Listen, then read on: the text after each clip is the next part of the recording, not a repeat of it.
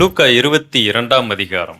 இந்த 22ஆம் அதிகாரம் மிக மிக மிக முக்கியமான இயேசு கிறிஸ்துவினுடைய கடைசி சிலுவை சம்பவத்தை குறித்து பேசுகிற ஒரு அதிகாரமா இருக்கிறது. இந்த 22ஆம் அதிகாரம் எப்படி ஆரம்பிக்குதுன்னா, பஸ்கா என்னப்பட்ட புளிப்பில்லாத அப்ப பண்டிகை சமீபமாயிற்று என்று ஆரம்பிக்கிறது. பண்டிகைன்னு சொன்னாலே சந்தோஷம், ஒரு கொண்டாட்டம் என்று வந்து விடுகிறது. நம்ம சபையை பார்த்து கேட்பாங்க, நீங்க எதையுமே இது பண்றது இல்ல, ஆனா நியூ இயர் மட்டும் என்ன பண்றீங்க? அன்னைக்கு மீட்டிங் வைக்கிறீங்க. நன்றி செலுத்துவதற்காக வைக்கிறோம். ஒவ்வொரு நாளுக்குமே நாம நன்றி செலுத்துகிறோம். ஒரு புதிய நாள் ஆரம்பிச்சா நன்றி செலுத்துறோம் அல்லவா? அந்த மாதிரி ஒரு புதிய வருடம் வந்தால் என்ன பண்றோம்? நன்றி செலுத்துகிறோம். கர்த்தர் ஒரு புதிய வருடத்தை எனக்கு கொடுத்திருக்கிறான், நன்றி செலுத்துகிறதுல எந்த தவறும் இல்லை. பாத்தீங்கன்னா அவங்களும் பஸ்கா பண்டிகை, அது ஒரு ரொம்ப முக்கியமான அவர்களுக்கு ஒரு பண்டிகை, சந்தோஷமா இருக்கக்கூடிய ஒரு பண்டிகை. ஆனால் என்ன அங்க நடக்குதுன்னு பாருங்களேன். பஸ்கா பண்டிகை வந்த உடனே 2வது வசனம், அப்பொழுது பிரதான ஆசாரியரும் வேத பாரகரும் அவரை கொலை செய்யும்படி யோசித்து ஜனங்களுக்கு பயப்பட்டபடியினால் எவ்விதமாய் அப்படி செய்யலாம் என்று வகை தேடினார்கள். எல்லாரும் பண்டிகைக்கு என்ன ட்ரெஸ் எடுக்கலான்னு தேடுவாங்க. எங்க போய் எடுக்கலாம்? சென்னை சில்க்ஸ் போலாமா? ஆனா இவங்க என்ன பண்ணிட்டு இருக்காங்க? கொலை செய்யலான்னு தேடுறாங்க. அட்லீஸ்ட் பண்டிகை இருக்கு, அதை குறித்து யோசிப்போம். ஆராதனைக்கு என்ன செய்வோம், எப்படி எருசலேம் ஆலயத்துக்கு போவோம். யூதர்கள் அப்படி எல்லாம் யோசிக்கவில்லை. அவர்கள் இயேசுவை எப்படி கொலை செய்யலான்னு யோசிக்கிறாங்க. ஆனா ஜனங்கள் எல்லாம் அவர் மேல ஒரு அபிப்பிராயத்துல இருக்கிறதுனால இதை என்ன மாதிரி செஞ்சா நமக்கு பிரச்சனை வராது அப்படின்னு தந்திரமா யோசிக்கிறாங்க. இவர்கள் யாருன்னு கேட்டீங்கன்னா, தேவனுடைய பிள்ளைகள் என்று சொல்லிக் கொள்ளுகிறார்கள். தேவனுடைய பிள்ளைகள். எதுக்கு தந்திரமா கொலை செய்யணும்? உண்மையிலே ஒரு மனுஷங்கிட்ட தப்பு இருந்துச்சுன்னு சொன்னா தெல்ல தெளிவா இது தப்பு அப்படின்னு சொல்லி ஜனங்க எல்லாரும் ஆமோதிப்பாங்க. இவர் தப்பு செஞ்சிட்டாரு, இவர் விபச்சாரத்திலே கையும் மெய்யுமாய் பிடிக்கப்பட்டார், இவர் இந்த பாவம் செய்தார், இது எதுக்கு போயிட்டு தந்திரமா கொலை செய்யணும்? அப்ப இதுல இருந்து என்ன தெரியுதுன்னா, இயேசு கிறிஸ்துவை அவர்கள் ஏமாற்றி வஞ்சித்து ஜனங்களையும் ஏமாற்றி கொலை செய்ய திட்டம் தீட்டினார்கள். நல்லா கவனிங்க, மனிதர்கள் திட்டம் தீட்டினார்கள் கொலை செய்ய. இங்க ஒரு வசனம் என்ன சொல்லுதுன்னு பாருங்களேன். அதே 22ஆம் அதிகாரம் 21வது வசனம். ஆண்டவர் என்ன பண்றாருன்னா, சீஷர்களோட உட்கார்ந்துருக்காரு. உட்கார்ந்து போஜனம் பண்ணி கொண்டிருக்கிறார். போஜனம் பண்ணிட்டு அப்ப ஒரு வார்த்தையை சொல்லுகிறார். 21வது வசனம் பாருங்க. பின்பு இதோ என்னை காட்டிக் கொடுக்கிறவனுடைய கை என்னுடனே கூட பந்தியில் இருக்கிறது. 20வது வசனம் பாருங்க. போஜனம் பண்ணின பின்பு அவர் அந்தப்படியே பாத்திரத்தை, அப்படி என்ன அர்த்தம்னா, எல்லாரும் உட்காந்து சந்தோஷமா சாப்பிட்டுக்கிட்டு இருக்கிறாங்க. எல்லாரும் சாப்பிட்டுக்கிட்டு இருக்கும்போது சாப்பிட்டு முடிச்சுட்டு ஆண்டவர் சொல்லுகிறார், என்னோடு கூட பந்தியில் இருக்கக்கூடிய ஒரு மனுஷன், ஒரு ஆளு தான் என்ன செய்ய போகிறார்? காட்டி கொடுக்க போகிறார். நமக்கு ரொம்ப வேதனையா இருக்கு. இப்படி யோசிக்கலாம். கொஞ்ச காலம் நம்ம வளர்ந்து வரும் பொழுது நமக்கு பிரச்சனையா இருக்கிறவங்க நம்மளுடைய எதிரிகளா இருக்கலாம். ஒன்று, நான் ஒரு வியாபாரத்தில் இருக்கிறேன்னு வைங்க, எனக்கு ஒரு எதிரி வெளியில வேற ஒரு வியாபாரம் செய்யக்கூடியவரா இருக்கலாம். அல்லது நான் வேலை செய்கிற இடத்துல என் வேலையை பிடிக்காத ஒரு ஆளா இருக்கலாம். இவங்களெல்லாம் கொஞ்ச நாள்ல எதிரின்னு சொல்லுவோம். ஏன், நமக்கு இப்ப நான் சபை அப்படின்னு சொல்லி நடத்தும் பொழுது, சபை கூடி வரும் பொழுது சிலர் இந்த சபை கூடி வரக்கூடாதுன்னு எதிர்க்கக்கூடியவர்களா இருப்பார்கள். எங்கள் மதத்தை இவன் பறிக்க வந்து விட்டான், எங்கள் தெய்வத்தை அழிக்க வந்து விட்டான். உண்மையிலே ஒரு தெய்வத்தை யாராலும் அழிக்க முடியுமா? கொஞ்சம் நல்லா யோசித்து பாருங்க. ஒரு தெய்வத்தை ஒரு மனுஷனால் அழிக்க முடியுமா? முடியவே முடியாது. அப்ப இதுல இருந்து என்னன்னா, எந்த தெய்வத்தையும் நீங்கள் நானும் அழிக்கவும் முடியாது, எந்த தெய்வத்தையும் நீங்கள் நானும் காப்பாற்றவும் முடியாது. காப்பாற்ற முடியுமா? ஆனா ஒண்ணு செய்யலாம், இல்லாத தெய்வத்தை அழிக்கவும் முடியும், இல்லாத தெய்வத்தை என்ன செய்யவும் முடியும்? காப்பாற்றவும் முடியும். மனுஷன் இல்லாத தெய்வத்தை அழிக்க முடியும். அப்படி ஒரு தெய்வமே கிடையாது. அதை அழிக்க நினைச்சான்னா அதை அழிக்கலாம். ஆனா ஐயோ என் தெய்வம் அழிஞ்சு போயிடக்கூடாது, எப்படியாவது அதை பாதுகாக்கணும்னு சொன்னாலும் என்ன செய்ய முடியும்? ஆமா, பாதுகாக்கலாம். ஆனா உண்மையான தெய்வத்தை உலகத்துல இருக்கிற எந்த மனுஷனாலும் அழிக்கவும் முடியாது, என்ன செய்ய முடியாது? ஆமா, எந்த மனுஷனும் போய் தெய்வமே உன்னை நான் காப்பாத்திட்டேன்னு சொல்ல முடியாது. சிரிப்பு தான் வருது. அப்ப இன்னைக்கு என் மதத்தை காப்பாத்த போறேன், என் தெய்வத்தை காப்பாத்த போறேன் ஒரு கூட்டம் கிளம்புதுன்னு சொன்னா, அது கிறிஸ்தவர்களா இருந்தாலும் சரி, வேறு யாரா இருந்தாலும் சரி, அவர்களுக்கு தெய்வத்தை பற்றினதான புரிதலே இல்லைன்னு அர்த்தம். யாரோ ஒருத்தர் கிறிஸ்துவை கேவலமாய் பேசி விட்டார். உதாரணத்திற்கு இப்படி வச்சுக்கலாம். அசிங்கமாய் கிறிஸ்துவை பேசி விட்டார். என்ன பண்ணலாம் அவரை? கல்லெறிந்து கொன்று நம்ம தெய்வத்தை காப்பாத்திரலாமா? இல்ல அவரை அடின்னு அடிச்சு அதை பண்ணி இதை பண்ணி இயேசுநாதர் மீது விழுந்த அந்த அவப்பழியை மாற்றி விடலாமா? இயேசு கிறிஸ்துவே இருந்தால் கூட அவர் அப்படி செய்ய மாட்டார். ஏன்னா நம்ம சிந்தனை வேறு, தெய்வத்தின் சிந்தனை வேறு. அவருக்கு சிரிப்பு தான் வரும். ஒரு சிறிய நாயானது வெளிச்சத்தை பார்த்து, சூரியனை பார்த்து நம்ம குறைக்கிறதை அடிக்கடி பேசிக்கிட்டே இருப்போம். நம்மளை யாராவது திட்டா உடனே இந்த பழமையிலே தான் எடுத்து பேசுவோம். ஏய், சூரியனை பார்த்து என்ன செய்கிறது? ஆமா, நம்ம என்னமோ பெருசா சூரியன் மாதிரியும், நம்ம யாரையாவது திட்டா அவர் அந்த பழமொழியை எடுத்து நமக்கு யூஸ் பண்ணிட்டு இருப்பாரு. உண்மைதானே? ஆனா இது உண்மையிலே கர்த்தருக்கு மட்டும்தான் பொருந்தக்கூடிய ஒன்று. அவர் நம்ம எல்லாம் எப்படி பார்க்கிறார்?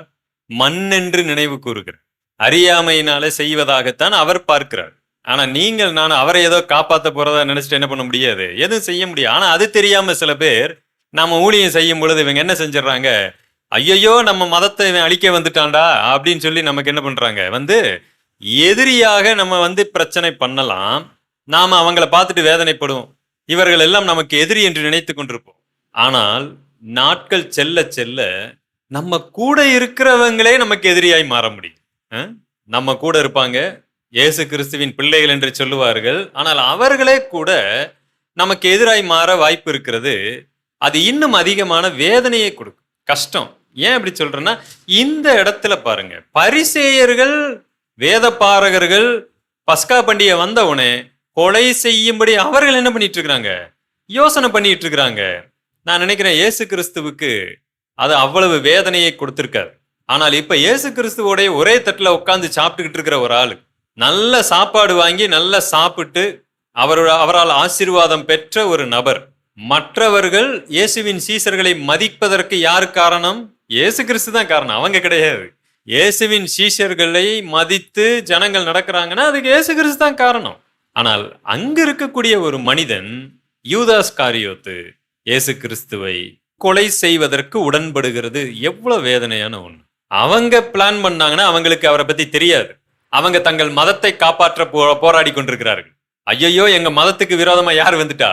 இயேசு கிறிஸ்து வந்துட்டார். உண்மையிலே இயேசு கிறிஸ்துவுக்காக காத்துக்கிட்டு இருக்கிறவங்க, பிதாவாகிய தேவனுடைய பிள்ளைகளே, எங்கள் மதத்துக்கு விரோதமா இவர் வந்து விட்டார்னு தேவனை பார்த்து கொலை செய்ய பிளான் பண்ணாங்க. இதுதான் இந்த உலகத்தின் நிலைமை. நீங்க சரியான சத்தியத்தை பேசினால் 99% மக்கள் ஏற்றுக்கொள்ள மாட்டார்கள், கல்லை தூக்கி எறிவார்கள். 1962 அன்றைக்கு வந்த ஒரு நியூஸ் பேப்பர்ல இருந்த ஒரு கார்ட்டூன், அது ரொம்ப முக்கியத்துவம் பெற்ற ஒரு கார்ட்டூன்.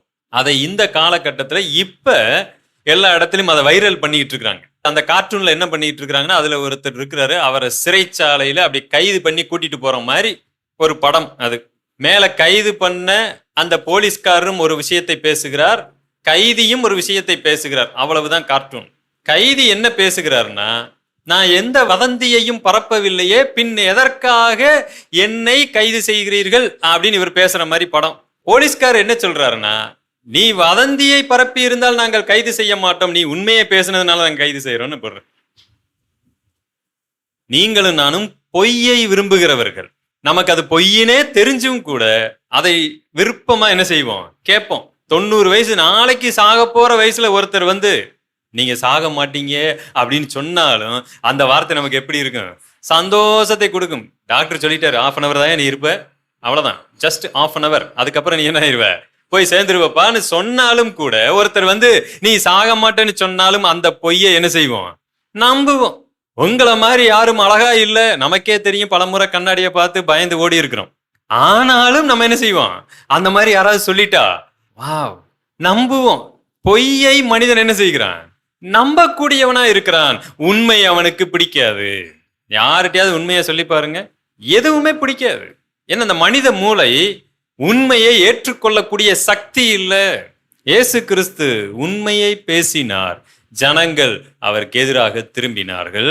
அதுல கூட இருந்த ஒருத்தனும் என்ன செய்யறான், காட்டி கொடுப்பேன் என்று சொல்லுகிறார். அது எதை காட்டி கொடுக்கிறது அப்படின்னா என்ன அர்த்தம்? பல ஆண்டுகளா நம்ம இதையே தியானிச்சுக்கிட்டு இருக்கிறோம். யூதாஸ் காரியத்தை காட்டி கொடுத்தான். என்ன காட்டி கொடுத்துட்டான்? இயேசு கிறிஸ்துன்னு யாருக்கும் தெரியாதா? அந்த காலத்துல எனக்கு இப்படி சொல்லி கொடுத்தாங்க. இயேசு கிறிஸ்து அடையாளம் தெரியாது. நிறைய பேரு தாடி வச்சுட்டு ஒரே மாதிரி இருப்பாங்களா, அதனால இந்த பரிசேயர் சதுசேயர்களுக்கு யாருக்குமே அடையாளம் தெரியாது. அப்ப என்ன பண்றது? அப்பதான் அங்க இருக்கிற ஒரு ஆளை பிடிச்சாங்க. இந்த 12 பேர்ல யார் இயேசு கிறிஸ்துன்னு சொன்ன உடனே அவன் கரெக்டா காட்டி கொடுத்துட்டான் அப்படின்னு எங்களுக்கு சொல்லி கொடுத்துருந்தாங்க சண்டேஸ் கிளாஸ்ல. ஓ, அதுதான் காரணமா? ஆனா வளர்ந்து வர வர வர பாத்தீங்கன்னா எங்களை எப்படியெல்லாம் இவங்க ஏமாத்தி இருக்கிறாங்க அப்படின்னு தெரிஞ்சுக்கிட்டோம் நாங்க. இயேசு கிறிஸ்து அடையாளம் தெரியாம மக்கள் எப்படி இயேசு கிறிஸ்து பின்னாடி போக முடியும்? லட்சக்கணக்கான மக்கள் இயேசு கிறிஸ்து பின்னாடி போனாங்க. இயேசு கிறிஸ்து எப்படிப்பட்டவர்னு சகே என்ற மனிதன் எட்டி பார்க்க ஆவலா இருந்தான். அது எப்படி அடையாளம் தெரியாம போகும்? இயேசு கிறிஸ்து இவர்தான் காட்டி கொடுக்கிறதுக்கு உலகத்துல யாருமே தேவையில்லை. அன்னைக்கு யாரும் தேவைப்படாது. தாடி வச்சிருக்கிற எல்லாரும் இயேசு கிறிஸ்துவா மாறிட முடியாது. அப்படியானால் எதற்காக இயேசு கிறிஸ்துவை காட்டி கொடுக்க யூதாஸ் காரியத்துக்கு பணம் கொடுத்தாங்க? இயேசு கிறிஸ்து அந்த சீஷர்களோடு போகும்போது நிறைய இடத்துல அவர் பிரசங்கம் பண்ணார். சில இடங்களில் என்ன பண்ணார்னா உவமைகளாகவும் பேசினார். அப்ப ஒரு இடத்துல சொல்லுவாரு, இந்த கட்டடத்தை இடித்து போடுங்கள், 3 நாளைக்குள்ள நான் என்ன செய்வேன்? கட்டுவேன்னு சொன்னாரு. தன்னை குறித்து சொன்னார். தேவாலயமாகிய தன்னை குறித்து. இவங்க என்ன நினைச்சுக்கிட்டாங்க? ஏரோது தேவாலயத்தை இவன் என்ன செய்யான்? இடிச்சு போட சொல்லிட்டாரு. இது பெரிய பாவம். தன்னை ராஜா என்று சொல்லி இந்த ஸ்தலத்தை தான் அழிக்க போகிறதாக இவர் சொல்லி கொண்டிருக்கிறார். இப்படி இவர் மேல பொய்யான நிறைய குற்றச்சாட்டுகளை வைத்தார்கள். அப்ப இந்த குற்றச்சாட்டுகளுக்கெல்லாம் இந்த மாதிரிலாம் பேசினாரா, இவர் இந்த மாதிரி செய்தாரா அப்படின்னு யாரு சொன்னாலும் அது பெருசா எடுபடாது. ஆனால் உள்ளுக்குள்ளே இருக்கிற ஒரு நபர் ஆமாம் சொல்லி விட்டா போதும், அதுதான் சரியான சாட்சி. அப்ப இயேசு கிறிஸ்து இப்படி பேசினார், இப்படி நடந்தார் ஆமான்னு சொல்லுவதற்கு அவர்களுக்குள்ளாகவே ஒரு நபரை இவங்க என்ன பண்ணாங்க? தயார் பண்ணாங்க. தயார் பண்ணி தான் இவரை காட்டி கொடுக்க பணம் கொடுத்தாங்க. ஆனா அந்த சாட்சியெல்லாம் யூஸ்லெஸ். பரிசேயர்கள் கொலை செய்யும்படி பிளான் பண்ணாங்க. யூதாஸ் காரியத்தை காட்டி கொடுக்கும்படி அவன் முயற்சி செய்தான். ஆனாலும் இயேசு கிறிஸ்து அவனை எச்சரித்தார். அந்த வசன பகுதி எப்படி இருக்கு பாருங்க. தீர்மானிக்கப்பட்டபடியே மனுஷகுமாரன் என்ன செய்கிறார்? போகிறார். நல்லா கவனிங்க. 1000 பேர் நம்மை கொலை செய்ய பிளான் பண்ணலாம். என் கூட இருக்கிற ஒருத்தர் என்னை காட்டி கொடுக்கலாம். என் சகோதரனோ நண்பனோ சக விசுவாசியோ கூட எனக்கு விரோதமாய் மாறிவிடலாம். யார் வேணாலும் என்ன வேணாலும் பண்ணட்டுங்க. ஆனால் என்ன நடக்கும்? கர்த்தர் என்ன தீர்மானித்திருக்கிறாரோ அதுதாங்க, வேற எது நடக்காது. ஆனால் இங்கே கர்த்தர் என்ன தீர்மானித்திருக்கிறார்? இயேசு கிறிஸ்துவை விடுதலை ஆக்க அல்ல, இயேசு கிறிஸ்து மரணிக்க வேண்டும் என்று தீர்மானித்து விட்டார். இது நமக்கு ஒரு சத்தியத்தை விளங்க பண்ணுகிறது. தீர்மானிக்கப்பட்டபடியே மனுஷகுமாரன் என்ன செய்கிறார்? போகிறார். ஏதோ இவர்கள் எல்லாம் காட்டி கொடுத்ததினாலே மட்டுமல்ல, ஆனாலும் மனுஷகுமாரனை காட்டி கொடுக்கிறவனுக்கு என்னது? ஐயோ, அவன் காட்டி கொடுத்தாலும் சரி கொடுக்காவிட்டாலும் சரி கர்த்தர் சிலுவைக்கு செல்லுவார். ஆனால் காட்டி கொடுத்து அந்த அவப்பெயரை, அந்த பாவத்தை யூதாஸ் காரியத்து கட்டி கொள்ளுகிறான். பரிசேயர்கள், சதுசேயர்கள், வேத பாரகர்கள், மூப்பர்கள் அவங்க யாருமே இயேசு கிறிஸ்துவை சிலுவையில் அறையணும்னு கத்தாமல் விட்டு இருந்தாலும் இயேசு கிறிஸ்து சிலுவைக்கு தான் போவாரு. ஆனா இவர்கள் எல்லாம் பாவத்தை கட்டி கொண்டார்கள். ஆனால் மனுஷகுமாரனோ தீர்மானிக்கப்பட்டபடி போகிறார். கர்த்தர் அதை தீர்மானித்திருக்கிறார். ஏன் தீர்மானித்தார்? எதற்காக? ஏசாயா 53ஆம் அதிகாரத்தில் தான் நமக்கு விடை இருக்கிறது. இது இயேசு கிறிஸ்து பிறக்கிறதற்கு 800 வருஷத்துக்கு முன்னாடி தேவன் எழுதி வைத்து விட்டார். 800 வருஷம்னா சாதாரணமானது இல்லைங்க. நம்ம பைபிள்ல வச்சிருக்கிற இந்த வரலாற்று ஆவணம் என்பது ரொம்ப எளிதா பாக்குறோம். நீங்க ஒரு 100 வருஷம் 200 வருஷத்துக்கு முன்னாடி நடந்த சில வரலாற்று சம்பவம் உள்ள இடத்துக்கு போய் பாருங்க. தயவு செய்து போய் பாருங்க. திண்டுக்கல் மலைக்கோட்டை போயிருக்கீங்களா? அங்க போய் பாத்தீங்கன்னா ஒரு பழைய காலத்து பீரங்கி இருக்கும். இப்ப நான் போகும்போது சொன்னாங்க, இது பாத்தீங்கன்னா திண்டுக்கல் மணிக்கூண்டுக்கு நேரம் வச்சிருப்பாங்க. ஏதாவது பிரச்சனைனா டமால்னு சுட்டுருவாங்க. சுட்டு என்ன பண்றது? மணிக்கூண்டு காணாமல் போய் விடுமா? தெரியல நமக்கு. ஆனா அதை போய் பார்க்கும் பொழுது என்ன ஆகுதுன்னா, ஒரு 200-300 வருஷத்துக்கோ 400 வருஷத்துக்கோ முன்னாடி மக்கள் எப்படி வாழ்ந்திருக்கிறாங்க, என்ன செஞ்சிருக்கிறாங்க, அதை பார்க்கும்போது நம்மளுடைய எண்ணங்கள் எல்லாம் அப்படியே போயிடும். மீனாட்சி அம்மன் கோயிலுக்குள்ள போனீங்கன்னா அங்க சில காசுகளை வைத்திருப்பார்கள், சில தமிழ் வார்த்தைகள் இருக்கும், வாசிக்கவே முடியாது. வெறும் 300 வருஷத்துக்கு முன்னாடி தான் போட்டிருப்பாங்க. எதையுமே நம்மளால வாசிக்க முடியல. அந்த அளவுக்கு இவைகள் எல்லாம் எப்படி இருக்கு? பழசா இருக்கு. இயேசு கிறிஸ்து பிறக்கிறதற்கு 700 வருஷத்துக்கு முன்னாடி ஒரு வசனத்தை ஒரு தீர்க்கதரிசி எழுதுகிறார். அன்னைக்கு ஏசாயா சொல்லும் போது இதை வாசிச்சவங்களுக்கு ஒரு பெரிய குழப்பம் வந்து, யாருப்பா அது? யாரு யாரு யாரு யார் இவர்? நமக்கு தெரியுது இயேசு கிறிஸ்துன்னு. அன்னைக்கு இவங்களுக்கு எப்படி தெரிஞ்சிருக்கும்? ஏன்னா இவங்க எல்லாம் இயேசு கிறிஸ்துவை எப்படி பார்த்துட்டு இருந்தாங்க தெரியுங்களா? பெரிய ராஜா. அவர் குதிரையில வந்தா அந்த நாசியின் சுவாசத்துல எதிரிகள் என்ன ஆயிருவாங்க? அழிஞ்சு சுக்குநூறா போயிருவாங்கன்னு நினைச்சுக்கிட்டு இருக்கக்கூடிய சமயத்துல இந்த வசனத்தை ஏசாயா எழுதும் போது, யார் இவரு? சாச்சா, ஏசாயாவே சொல்லி இருந்தாலும் நம்பி இருக்க மாட்டாங்க. இவர் தாங்க மேசியான்னு சொன்னா எப்படி இருக்கும்? ஏன்னா வசனம் என்ன சொல்லுது பாருங்க. அவர் அசட்டை பண்ணப்பட்டவரா இருந்தாருன்னா, ஒரு ரோட்ல போகும்போது ரொம்ப மோசமா கீழே தள்ளி விடப்பட்டவர், ஒரு ஓரத்துல யாருமே கவனிக்காம இருக்கிற ஒரு நபர். சில சமயம் பிச்சை எடுக்கக்கூடியவர்கள் ஓரத்துல உட்கார்ந்துருப்பாங்க, கிழிஞ்ச சட்டை போட்டு. அவங்கள நாம கவனிக்க மாட்டோம். என்ன நடக்குது ஏது நடக்குது நம்ம போற அவசரத்துல கவனிக்கவே மாட்டோம். அதுக்கு பேரு தான் அசட்டை பண்ணப்படுதல். ஏசாயா அப்படி சொல்லுகிறார். இயேசு கிறிஸ்து எப்படி இருந்தாரு? அசட்டை பண்ண மனுஷங்க அவரை கண்டுக்க கூட இல்லை. அடுத்து பாருங்க, மனுஷரால் புறக்கணிக்கப்பட்டவர். உண்மையிலே ஒரு மனுஷன் இதை எழுதி இருக்கிறார்னா, ஒரு சாதாரண மனுஷன் தங்கள் தெய்வத்தை போற்றி புகழ்ந்து பாடணும்னு எழுதி இருந்தா அவர் எப்படி திரும்ப எழுதியிருப்பாரு? இயேசு கிறிஸ்து குதிரையில வந்தார், தங்க முலாம் பூசின ட்ரெஸ்ஸை போட்டுக்கிட்டு இருந்தாரு, அவருடைய தலைமயிர் அப்படி இருந்தது, அவருடைய கிரீடம் ஜொலித்தது, அப்படி இப்படின்னு புகழ்ந்து தள்ளி இருப்பார். ஜனங்கள் எல்லாம் அவரை பார்த்து மிரண்டு ஓடினார்கள்.